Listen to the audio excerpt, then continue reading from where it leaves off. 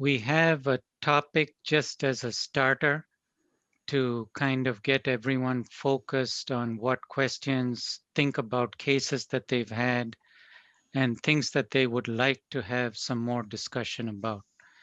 We'll spend about 10 minutes going over some key features on the topic of the day. And today's topic of the day will be just outflow tract tachycardias. Please use the chat feature to put in any questions that you have based on patients you're seeing now, cases that you've had before that there was some suboptimal outcome. And we'll be looking through everything in the chat and topics that are either recurrent or ones that we would like to give our own experience or feedback on. One of us will discuss in more detail. Similarly, any of the experienced electrophysiologists, any of you who are attending the meeting, if there's a topic that you've seen someone else ask a question that you'd like to chime in on, please do. It'll just take us a minute to move you as a panelist and you can discuss that topic or question. Finally, what we would really like to encourage as we proceed in the future with more of these sessions is any of you who have your own cases that have an EKG or you'd like to present in more detail, just mention in the chat box that you have a case that you'd like to go over in more detail, and then we'll move you over and you can present to the whole audience and we can get some discussion from everybody on this group. So I'll just introduce some of the core faculty who've helped put this together. They will always be on as panelists. All other Mayo faculty and other faculty who'd like to present, we'll have guest panelists for each week. And any of the other faculty who are now attendees, if you would like to present something or speak about something, please just drop a note on the chat and then we'll get you in as well. So I'm Sam Asarvadam, one of the electrophysiologists, device and electrophysiology practice. And then Abhishek, you want to introduce yourself? Here, and I welcome all of you for this wonderful meeting. Great. And then Chris? Hi, Christy Simone, one of the cardiac electrophysiologists here. Welcome, everybody. Amar? Hi, good evening. Amar Kalu, one of the cardiac electrophysiologists also. Great. And then Siva? Good evening. Siva Mulpuru here, one of the practicing electrophysiologists. Welcome to the meeting, and I hope you'll have an enjoyable discussion today. And Russell? Hello, I'm the Media Support Services Tech. I'll be moving anybody who would like to present into as a panelist, and then you'll be able to share your screen and talk and be seen at that point. And however any of you would like to ask a question is fine. We are looking at the chat to see if there's a question. We look at the question and answer. If you raise your hand, whatever, any of these would work. We'll look and see. And if you'd like to ask the question live, we'll bring you over. Otherwise, we'll just discuss your question, whatever you have up in there. So I'll just get things started just to give some commonly asked questions about Outflow Tract VT to set some groundwork, and then we can move from there to any specific questions any of you have. So 10 minutes, 5 points, Outflow Tract VT.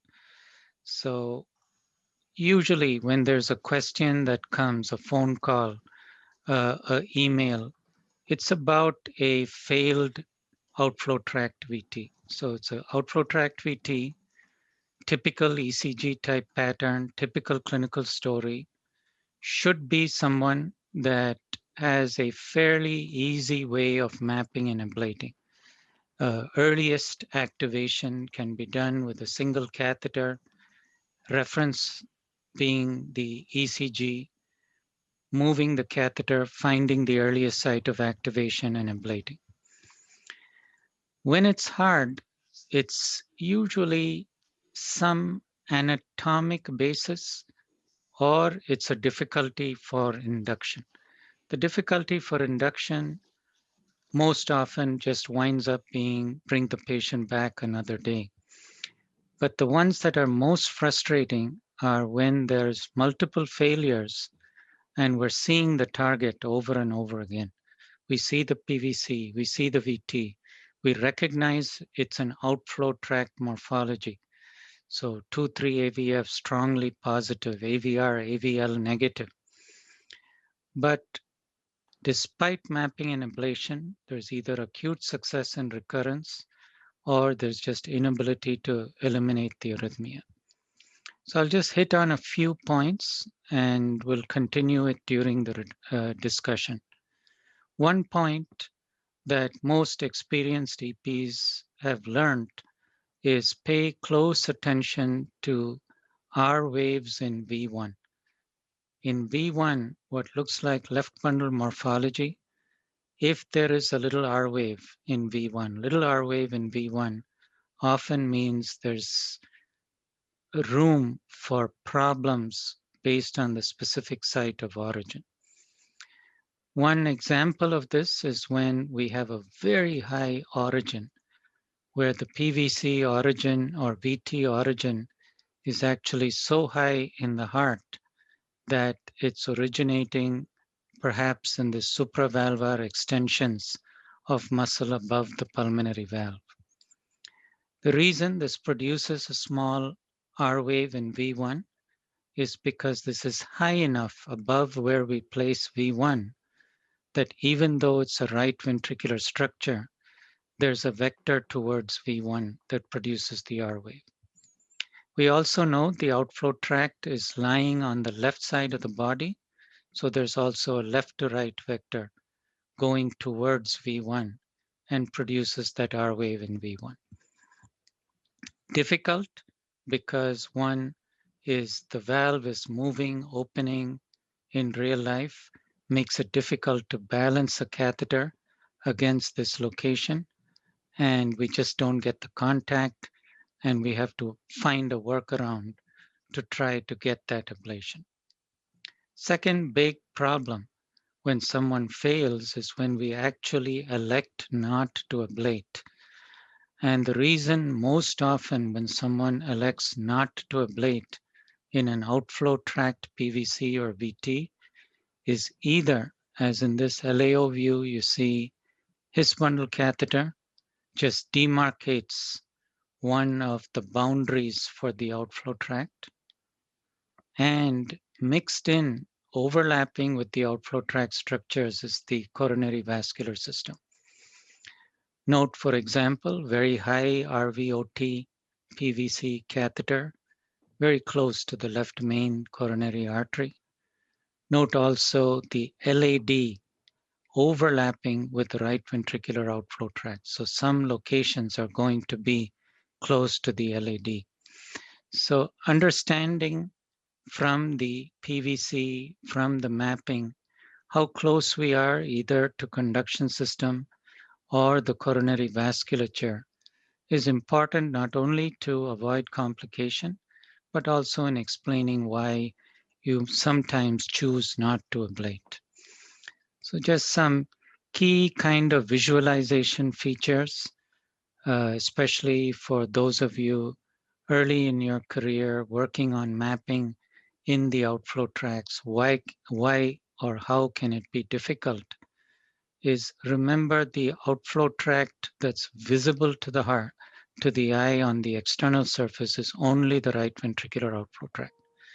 So the left ventricular outflow tract is missing from vision because it is a deep structure. It's a central structure in the heart, and we don't have an epicardial surface for the left ventricular outflow tract.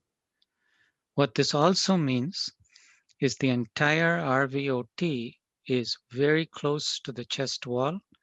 That's where we're placing all our chest leads, precordial leads.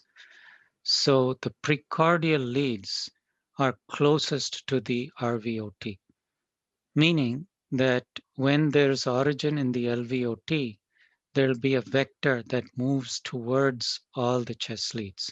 Very difficult to get QS complexes in any of the chest leads when you have origin in the left ventricular outflow tract. Other visual to take from this is V1 is placed somewhere here, lead 1 is placed somewhere here. As we go higher and higher and higher in the outflow tract, we're getting closer to lead 1 and we're moving away from lead V1.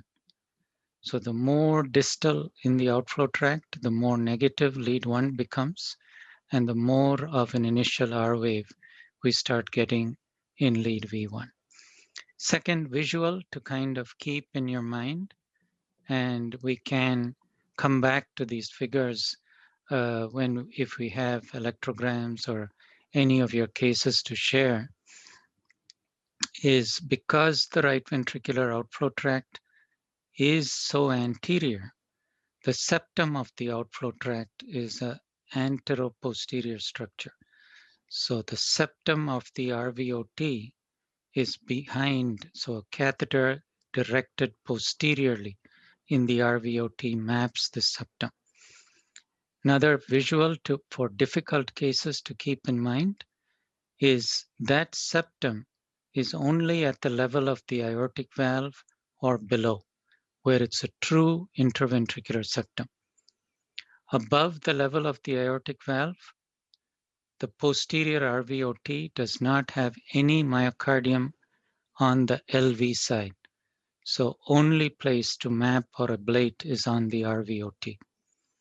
And then this very unique in-between area where you do have muscle of the LVOT, we have muscle of the RVOT, and we can have supravalvular extensions of muscle in the sinuses of Valsalva. So this appreciation of the outflow tract septum, when and how to get a catheter to balance there, when it's necessary to think about mapping on the opposite side, when it's unnecessary to do so, and that region, that in-between region, where we also have to think about mapping specifically within the sinus of Valsalva.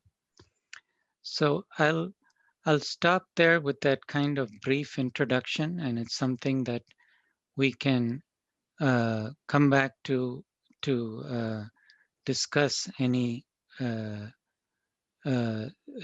questions that you have. Feel free, really would like any or all of you to ask us something that you feel has been a difficult case for you, something that that we can maybe contribute to with anything from our own experience. So Doctor, it looks like there's a question that we have from Dr. Bera, about which coronary artery is closer to the RVOT, the right coronary, the left main, or the LAD.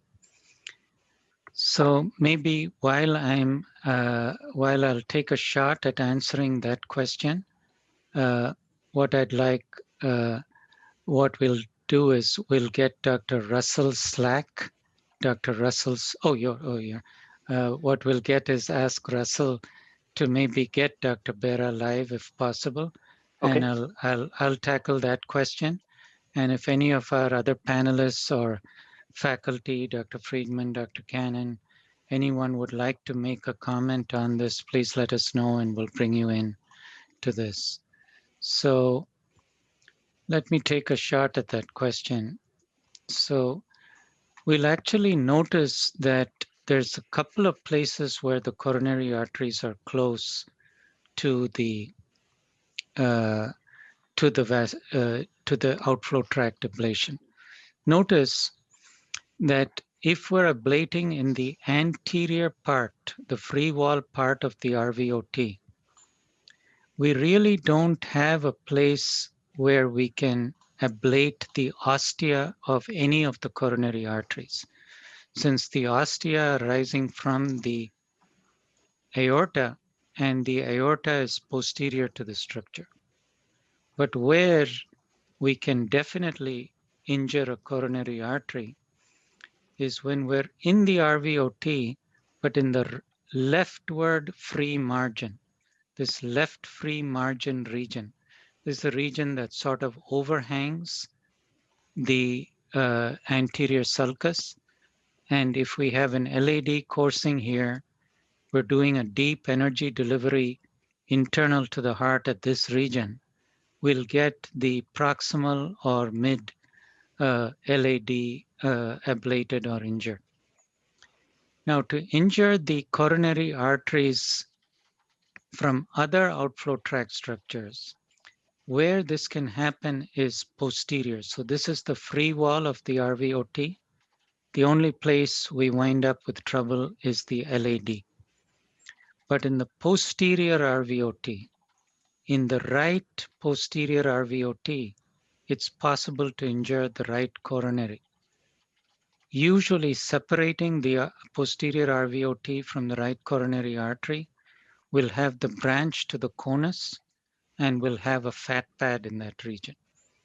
So uncommon, I'm aware of one case where there was right coronary artery injury from a RVOT ablation.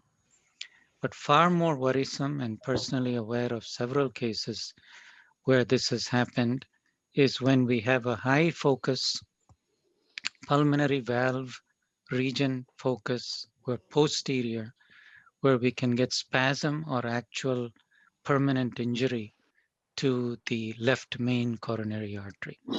So for Dr. Bera's question, the all arteries can be damaged, but which one depends on the location that we're going.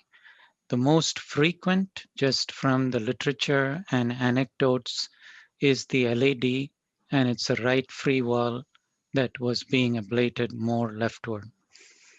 And next, and most catastrophic, potentially catastrophic, is posterior near the pulmonary valve, and then ablating or injuring the left main coronary artery. Dr. Bera, did you have any other specific questions you wanted to ask from that? No, sir. Thank you so much, sir. Okay, perfect. Thank you. Thank you for joining. So, Russell, let's get Dr. Friedman live. He has a question and a comment about the role of fat when there's epicardial mapping that we need to do to get to that. And then Paul, do you want to make a comment about that? And I can pull up some slides as well. I was actually going to ask you to comment while you were showing the images on the of epicardial fat, especially towards the base of the heart, and the impact that has on electrograms in terms of their amplitude, the importance of fractionation versus amplitude size for mapping there, and the ability to deliver energy. Sounds good. So for the epicardial fat distribution, so the big areas are just wherever there are arteries. So we've got this thick fat that runs along both the annulus and then around the LAD and on the posterior wall as well. Now, the places, first of all, the times we want to ablate on the anterior sulcus or posterior sulcus are fairly uncommon. And we usually have the ability to ablate or map along the vein, the anterior interventricular vein. But sometimes the annulus is really where we have to ablate. And the reason for that is because of this shelf-like structure in the ventricle. So for example, if we have an epicardial accessory pathway in this region, it's extremely difficult to ablate across this entire shelf of ventricular myocardium to get the ventricular insertion. And let's say the epicardial insertion is related to the vein, then when ablating in the vein, we may have trouble because there's an artery nearby and we want to deliver energy over this fat. And fat with RF is a problem because the impedance drop off is, the impedance increases so much that we'll get our ohmic heating almost all entirely on the fat, and it's hard to get in beyond that. Now, some solutions that have been tried anecdotally is cryoablation instead of RF ablation. Potentially electroporation may be more agnostic to fat that's in that region, or making a case that we're just not going to ablate the pathway itself, but we will try to map and ablate the atrial insertion. And if there are any comments or questions on how we would map to ablate that we could do that. Does that sort of cover it, Paul, or anything else? No, that just as you were looking at those images, I thought in terms of knowing where the fat is. And the second issue, of course, is that fat causes small amplitude electrograms. So not to be mistaken by your map, for example, showing low voltage in those areas, thinking into potential arrhythmogenic focus and rather looking for prepotentials or fractionated signals or other markers of disease. And I noticed that Amar has a video that might be of interest that highlights this point in terms of the distribution. Perfect. So Amar, why don't you show that to us? Sure, I'll just share my screen. Let me know, can you see the video? Yes. Perfect. So this was during a surgical case. It was a median stenotomy. And I'm just going to play it, but just to orientate everyone. So the video is coming from the patient's head looking down. You can see the cryoprobe in place here with the icicles on it. This contraption with the two kind of fingers is called the starfish. It's basically a cardiac stabilizer. But the thing to highlight is just look at how much epicardial fat there really is. And you can see the surgeons actually pointing out where they dissected some of the fat out. And you can see the LAD in the diagonal, and ablation was performed in that vicinity. And Amar, maybe point to the pulmonary artery to highlight that as well. So can you see my arrow? Yes. Okay, so I'll just replay that. So you can see this is kind of coming in the RVOT and pulmonary artery here, and then the aorta will be coming up behind that. And so the cryoprobe is really very close. I mean, it's essentially juxtaposed to the coronary system, coronary arteries to the diagonal and the LAD. Great, very nice. So thanks, Amar.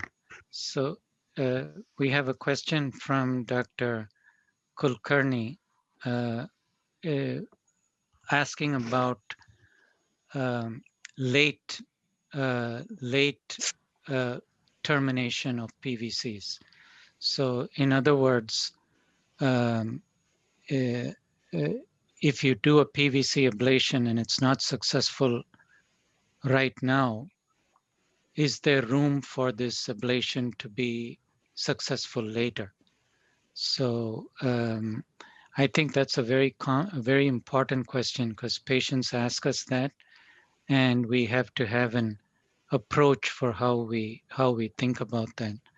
So Abhishek, do you want to take a shot at that? And I'll provide some comments also. I think it's kind of wishful thinking that we hope that if we are unable to ablate the PVC for a reason and then spontaneously the PVCs go away, whether if there's a particular mechanism behind it. So I'll just, the issue is, first of all, is there such a thing as late success with ablation? So we ablate, we know with RF ablation, our maximum heating is going to be at the tissue surface. And then from there, we have this heating that goes deeper into the tissue. So if we have a focus that is within where we get tissue cell death, we get acute success, and there's no reasonable way that we're going to get recovery later from that spot. But two kind of allied questions, I think clinical scenarios, is after ablation, we find that there are PVCs still there, even though we felt we were in a great spot to ablate. Is there a realistic option that this PVC will then eventually die away or go away? And second is, we never had success acutely, but felt we were in the vicinity. Is it possible for the PVCs to become less and go away later? So I'll just kind of go over maybe my own approach. If someone has what we thought was a great ablation, but then they go to their room and we see a bunch of PVCs, then I look very carefully at the morphology of these PVCs and where we ablated. If our ablation, if the PVCs look in any way different from the index PVC we ablated, then I look and see, did we do any insurance lesions, extra burns that could explain this morphology? So we ablated the spot, PVC went, and then for good measure, we ablated around it. And if these PVCs match those sites, this could be some automaticity, some irritation from the ablation, and it'll go away. If the PVCs look exactly like the index PVC, then I look to see, are they changed their behavior? Are they much more frequent now? Are they occurring in little bursts compared to what the patient had before? Then it's possible this is from that ablation. What's more worrisome is if they look exactly the same and their behavior is exactly the same, we probably just never got it. Or if it looks different, but we never ablate at a site that explains this difference, then it's possible that we ablated one of the exits for the PVC. Very common phenomena with supravalvular PVCs or papillary muscle PVCs. Because of the interconnectivity of the tissue at that level, it's quite possible that what we had was a primary exit, and now we have a different exit. Those are unlikely to go away. But beyond that, the question is a biophysics question. Is it even possible to get late ablation? So we'll hear talk about maturation of the lesion. Another one is penumbra effect of the lesion. It's actually unclear if these phenomena are real, but if they're real, the common explanations have been you get tissue edema following the ablation that eventually causes ischemia of intramural vessels, and that produces a distance of lesion, and that can give you a late. In other words, you didn't map the right site, you didn't ablate the right site, but patient still does well. Another is contraction ischemia. So it's not the edema, but you get fibrosis. The fibrosis is myocardial cells have died, but there were preserved small intramural vessels. And as this fibrosis tightens or contracts, then you get this ischemia at a distance and can get a success that's somewhat late. Both of these are hypothetical. There's some work, some that I'm aware of from Dr. Nakagawa and also from Denver some years ago that said that it is possible to have sparing of vessels and later involvement of these intramural vessels when you get a lesion. But any other comments that thing? And then we have a response also from Dr. Tachel saying about automaticity. And yes, post-RFA automaticity, definitely a real thing. And it's probably from the heating, the edema, and this where the membrane potentials have been changed enough not to kill the cell, but making it easier to have this automaticity. And that's where if we're actually looking at the automaticity to compare it with what was the index arrhythmia and what was seen now after the ablation, then we can try to come to an answer about that. I see maybe while I look at some of the other questions, Siva, any comments about this issue of when we can tell patients that they're going to have a better lesion, a better result later than what they have now? So when I think about this, if you have a really good electrogram, very early timing, most likely what we are seeing in the post-procedure is some sort of irritation, and we have a good outcome. One of the things that I think about is, if you have some lymphatic obstruction or microvascular damage from an ablation lesion expansion that has been hypothesized, those patients, if you ablate at high energy, down the line, those patients, there may be improvement in the burden of PVCs. But I agree with you. There are several reasons on why we see these PVCs go away, even though you have like far field looking electrograms down the line, a day or two down the line. Sounds good. So we have a question from Dr. Gopi about where do we worry about perforation? Where's the places with outflow ablation that were at most at risk for perforation? So maybe Chris, just from what you've seen, your experience, any comments about that? And then I can try and pull up some images to help explain that as well. I think one of these came through the Q&A as well, and I think that's a good worry to have about perforating. You could essentially perforate anywhere, less likely in other places, like if you're along the septum. And what we had mentioned to who was in the Q&A is kind of one thing to kind of try to help you with that is use your ice to guide you. Someone had asked about the anterior RVOT and the free wall of the RVOT. So what I mentioned was one thing I like to do is kind of watch my catheter go in through the RV and up through the outflow tract, but stay septal and go above the valve and then make my mapping start high and go down rather than go against the contraction of the heart and have forces go against the anterior outflow tract.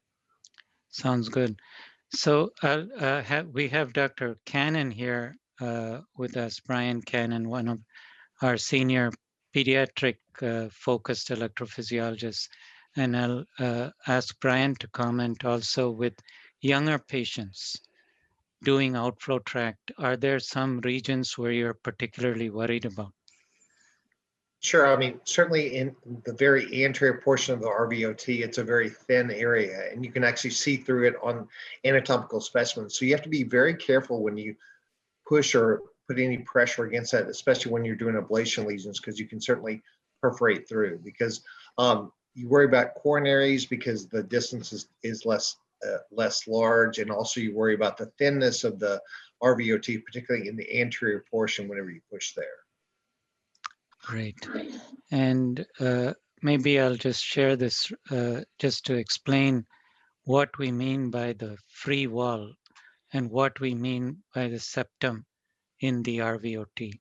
So notice that the part that's free, in other words, if you poke a needle through, you're in the pericardium, is this anterior wall of the RVOT. So good rule of thumb is your distance to the sternum. So whatever fluoroscopic view, if we look at where the sternum is, and you look at where your catheter is while you're ablating, if you're pointing towards the sternum or your catheter tip is near the sternum, there's a good chance that you're on the free wall, and that's a place you can perforate. On the other hand, if your catheter is pointed away from the sternum, for example, in the RAO view, even with a steam pop, even with an impedance drop, you still have this septal side that's kind of protecting you from ever going into the free wall. So kind of this using this idea of anterior is dangerous. Things closer to the sternum is where it's more dangerous. Couple of exceptions to that though is in the RVOT, if sternum is over here, when we're pointing rightward versus pointing leftward. So posterior, no problem. Anterior, always a problem. But what about right, left? When you go left, the free wall is restricted because it's like a triangle here with a large base coming down to an apex. But when on the right side, the free wall is extensive. So the right free wall, even though you may not be directly near the sternum, but you're pointing rightward, is a danger site for perforation. Add to that, right free wall comes in our triangle of dysplasia. So dysplasia, when it affects the RVOT, it's usually this region as well. So it's free wall risk already, and then dysplasia on top of that, that becomes an issue for when we are thinking about where we can perforate. Only other place where perforation also we have to think about is this little rim of tissue. This is actually an overhang. So if we put a catheter in the RVOT on this tissue, we can perforate to the free wall, we can abut against the coronary artery, or we can abut onto the LV inflow. It's the so-called RV outflow, LV inflow septum. So it is a septum, but it's a septum not between the outflow tracts, but between the LV inflow and the RV outflow. So there's a question I see, and please feel free to come live to answer this as well.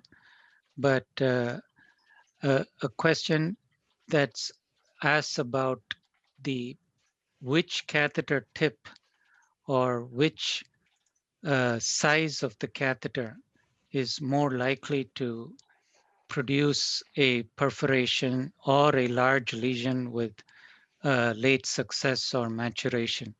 So really a question about the biophysics of ablation, which gives us the biggest lesion. And maybe I'll ask Russell to bring Dr. Friedman back to help us with this question. And Siva, do you want to give some comments related to that? So kind of like lesion size with the irrigation, non-irrigation, depth with an 8mm tip.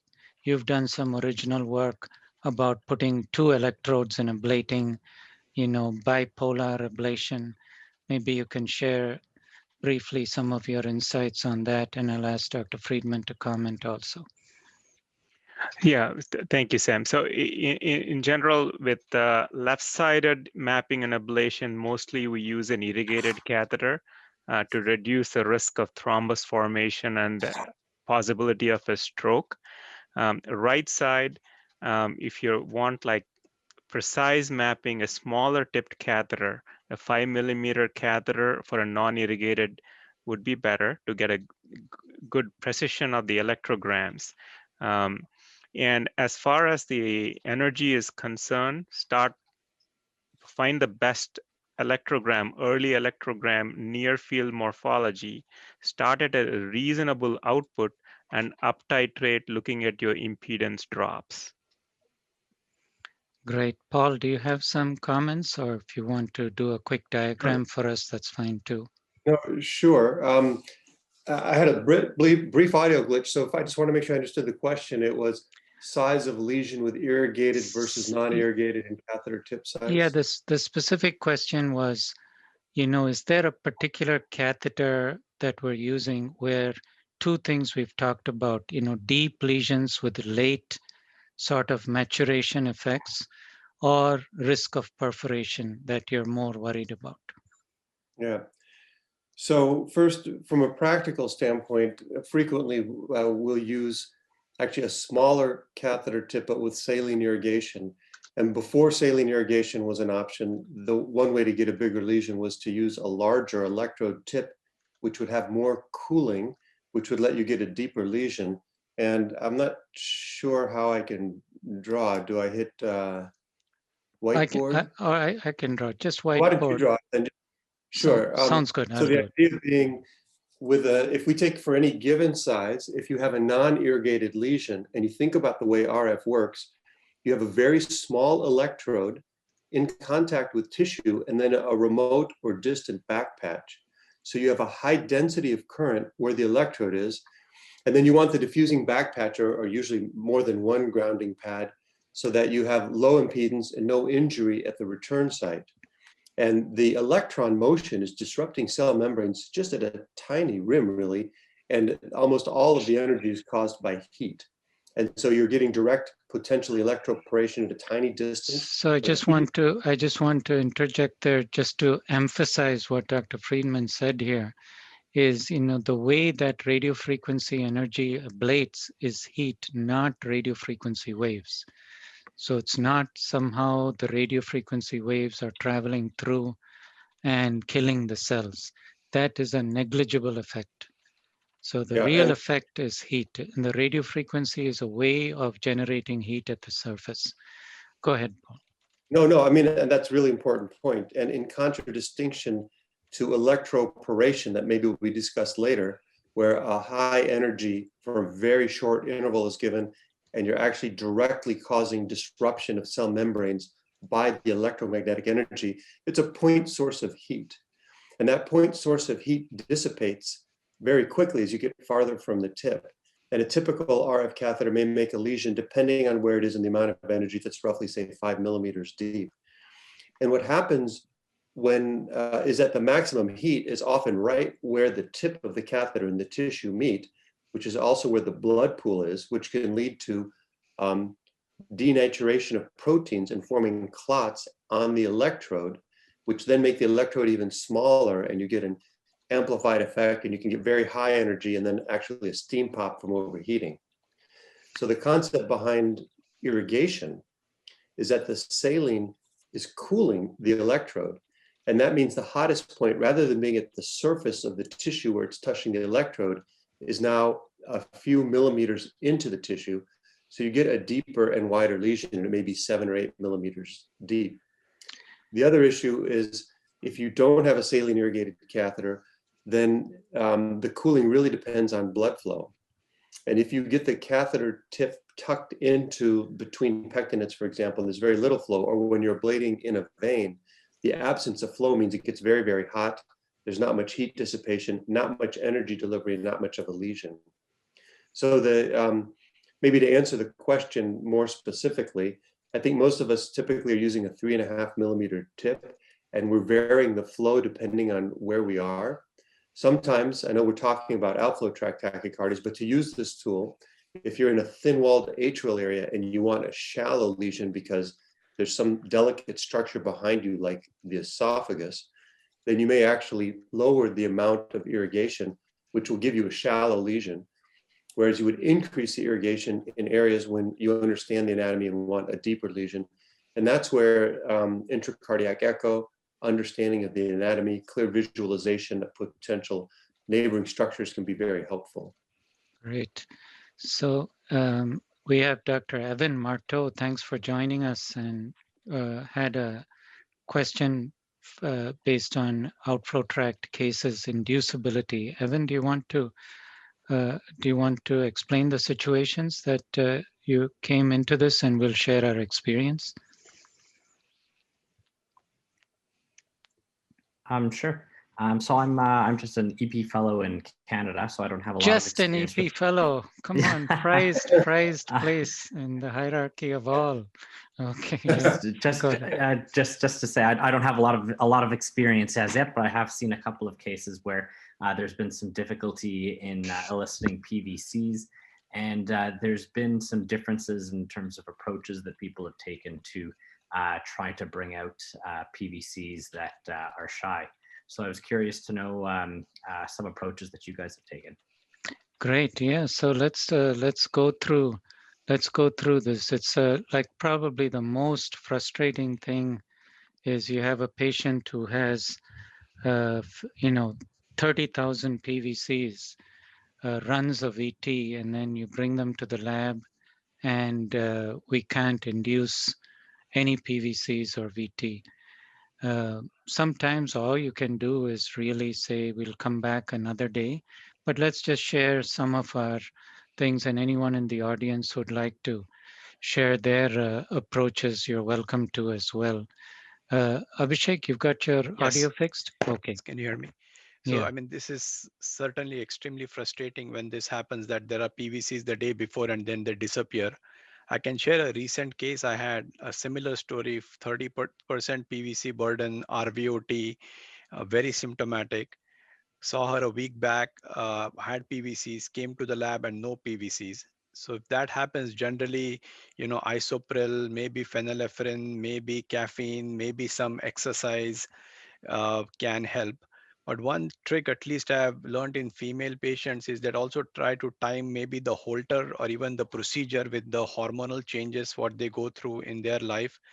Sometimes PVCs appear to be more during ovulation or just before menstruation. So maybe time the procedure that way for females. But generally, again, burst spacing, if none of those things are happening, I think before we start the procedure, if you're meeting them in the morning, we need to have a very honest discussion with them that if there are absolutely no PVCs, then maybe best not to ablate and bring them back some other day when they are having more PVCs and see how things go. Great. Amar, any tips that you have? Sure. Can you hear me? Yes.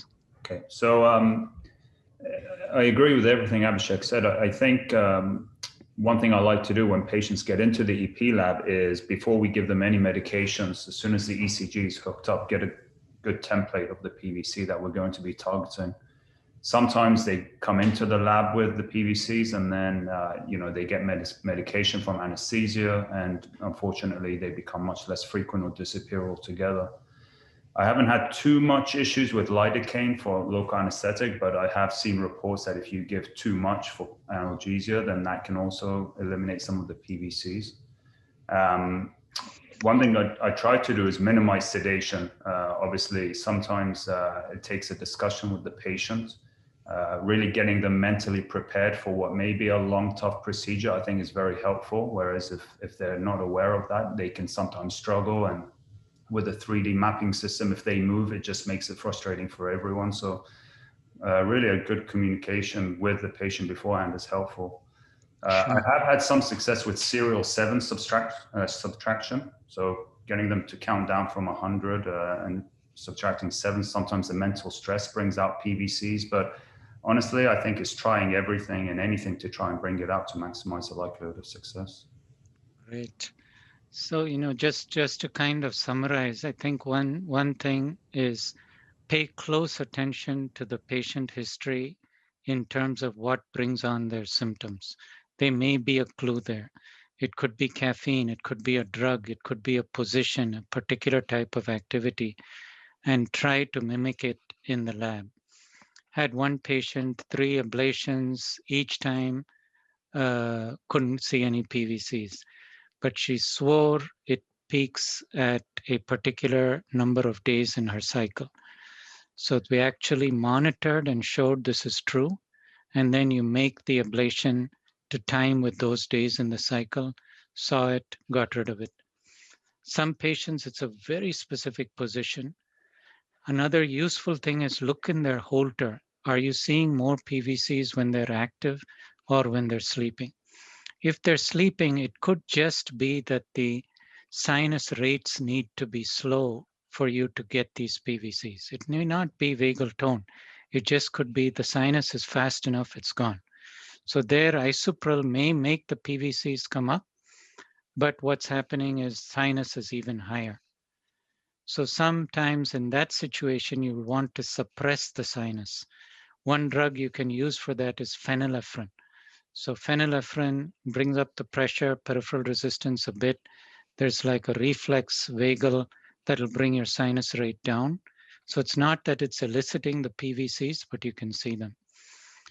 Another tip sometimes is just very rapid stimulation. Not even all the beats are being able to be captured, but very rapid stimulation in the outflow tract or distal outflow tract. And it's so rapid, you won't be able to capture enough to really induce VF, but sometimes that'll bring out the PVCs. Then at other times, like everyone has said, sometimes the best thing to do is to kind of try another day. We have a question from William Cho here. William, would you like to ask that question live, and we'll try to answer that. And you know, everyone else who had questions that we didn't get to, we'll do some short answers back to you, but please do join next time, bring them up, and we'll talk about them as well. William? Thank you. I don't know if you can hear me. Yes, but, we can. This is an impromptu question, but the conduction system, we had a difficult case of RVOT ablation where we didn't think we were anywhere near the conduction system since we were high up. We ended up with a right bundle branch block at the end of the case.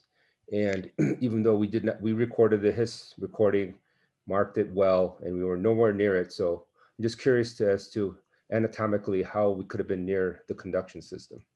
Sounds good.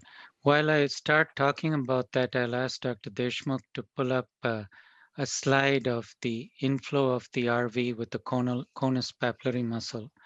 I'll just start with this first, Abhishek. Yes, can and you then see the we'll slide? just go. Okay. No, I'll just Okay. do this one and then come Sure. back. So this is a key view that I kind of like to keep in my mind when we think about where do we have conduction tissue for VT ablation. And then we'll look at the slide from Abhishek in just a minute. So one of the ways to kind of think about it is if we follow the inflow septum up, straight up. So if I were to just draw a line straight up from the inflow septum, this axis, this line, as we go from ventricle to annulus to atrium, is often the troublesome spots that we get conduction signals or conduction damage. So notice there's a gap between the ventricular septum and the rest of the heart. And this gap is bridged by this membranous structure, the membranous septum. And that's where you have the bundle of His traveling through and then landing on the ventricular septum. Notice how the ventricular septum muscle reaches out to reach the His. And this is the crest of the interventricular septum. So the crest of the interventricular septum is like a hand that the interventricular septum reaches out to get to the His.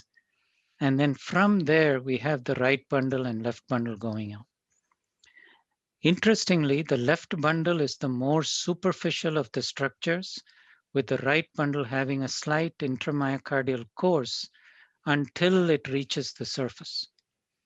So the very proximal right bundle is difficult to damage inadvertently, but the very proximal left bundle, it's possible to damage inadvertently. But when we go a little lower, the left bundle goes deeper and very tough to ablate even when we want to, and the right bundle becomes more superficial. So if we picture in our mind that interventricular septum and then think up from there. So if we're ablating outflow tract, atrial tachycardias, inflow tachycardias, anything in that axis going up, that can be a problem. For your question very specifically on how do we ablate the right bundle, for that, we'll just pull up a slide that Abhishek has for us. And maybe Abhishek, I'll get the remote option from you. So this is a kind of unique thing about the right bundle. And that is, if we take the course of the His bundle, this is the tricuspid valve septal leaflet. The His bundle is at this site, junction of the septal leaflet and the anterior leaflet. But then it goes deep to meet the interventricular septum crest. Where the right bundle re-emerges is right by this papillary muscle of the outflow tract. Now there's two issues here. The very first branch of the right bundle is to this conus papillary muscle. In some hearts, that's the only branch that's still, oops. In some, can we go back one slide, Abhishek? Yeah. In some hearts, that's the only place where the right bundle is exiting. And some of the clues is, in this patient, if you ever get left bundle branch block, they get a strong inferior axis. This main exit to the right bundle is very anterior. And those folks, if you're ablating an outflow tract PVC around the papillary muscle of the conus, you can get right bundle branch block. The second issue is you have all the branches, and I'll just take this again. You have all the branches of the bundle. It's not only this branch of the bundle that's present, but the trunk that emerges, and maybe Abhishek, you can point to that, the trunk that emerges from right underneath, right here, right underneath the papillary muscle is the one that eventually goes to the rest of the right ventricle along the septomarginal trabeculation and on the moderator band. So it may be all three branches of the right bundle are present, but because this is the emergent trunk, you can ablate there and get it. How do you know or to be aware of this possibility? It's really this papillary muscle of the conus, which is your marker. You can visualize it with intracardiac echo, or what you'll notice is when you wanted to map and get your catheter into the outflow tract, you needed to go fairly close to the free wall before you could turn into the outflow tract. And the reason is you're bumping into this conus papillary muscle. And by chance, if that's the sites that you mapped and you're getting ready to be ablate, you should think about this possibility that you can get right bundle branch block. So I know we're out of time for today, but that was awesome. And maybe if you could stop share there, Abhishek.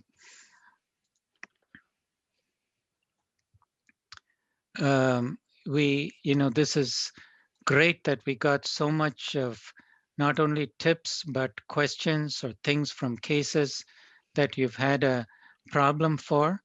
Abhishek, can you stop share? Yeah. No, I'm doing that. It's somehow stuck. So it's okay. Yeah. So it'll be great in the future for all of you who are joining us. We'll do our best to get as many questions as possible.